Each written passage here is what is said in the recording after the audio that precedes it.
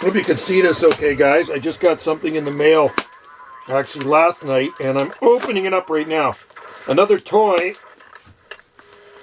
for my radios. Man, they really wrapped that good. This one came from UK, and they do a good wrapping job. Hopefully that thing's still going. It is.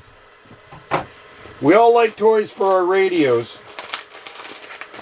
And you probably know what this is by the size of the box. This will be, God, my third one of these. What a packing job. Holy smokers, man.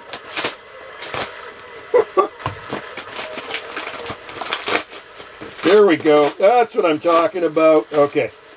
Nice. Good. Throw that out.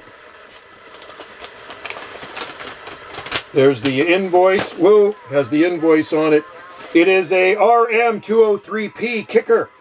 And you know these put out just over 190 on SSB and less on AM, of course. So there it is. There is my latest 203 made in Italy with the preamp on it. These are great little boots. I have one in my truck. I have one there on the 980 Bearcat unit in 980.